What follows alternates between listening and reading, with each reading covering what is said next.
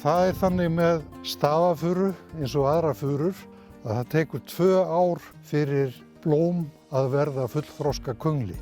Þetta hér eru lítil kvenblóm frá því vor sem hafa fengið frjó yfir sig frá nærliggjandi furutrjám og eru núna að bíða eftir næsta sumri með að verða að fullþroska könglum eins og hér er.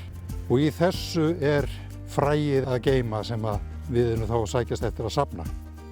Ef þú ferð einni grein neðar, þá er hér köngull frá fyrra ári sem er að því mér sýnist þegar búin að opnast og sennilega losa úr sér allt fræ. En við erum ekkert að sækjast eftir gömlu könglum þessum hér því að það eru alla líkur á því að þeir séu tómir. Það sé ekkert fræið þeir eru búin að opnast í fyrra og enda þegar maður fyrir að skoða þetta nánar þá sér maður að það er engin fræ hérna í þeim. Einfaldasta ráðu til að þekkja nýja köngla frá einhverjum gömlum er að skoða hvort það sé ekki einhver græn slíkja á þessum nýju könglum og ef svo er þá eru þeir í lagi.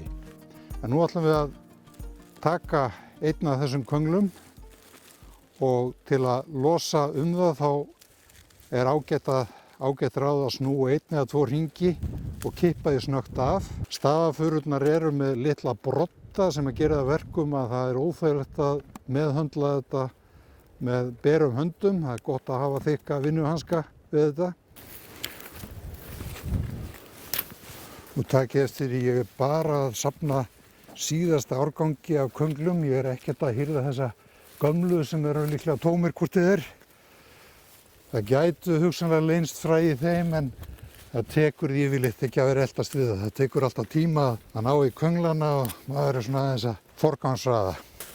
Þeir standa yfirleitt svona 2 eða 3 saman í klasa og inn á milli þá sér maður svona gamla furuköngla sem hafa misheppnast í fyrra. Eitthvað hefur gerst þannig að frjóvgun hefur misheppnast og það hefur aldrei orðið að köngli. Nú ætla ég að taka þennan köngul og skera hann í tvennt og sjá hvort að við sjáum ekki þverskurðinn af fræi í þessu. Það er ágætt að hafa beittan hníf, skera hérna utan með því á báðum hliðum, rífa hann svo í sundur. Hérna sér þið þverskurð á einu fræi og það eru svona meðaltalið 30–40 fræ í hverjum svona köngli og það er einmitt þessi vængir sem gera furufræinu kleift að komast langar leiðir, fjúka jafnvel marga kílómetra þar til þau lenda á einhverju stað sem hentar því til spírunar. En allavega, þetta segir manni það, hér er hægt að byrja að safna.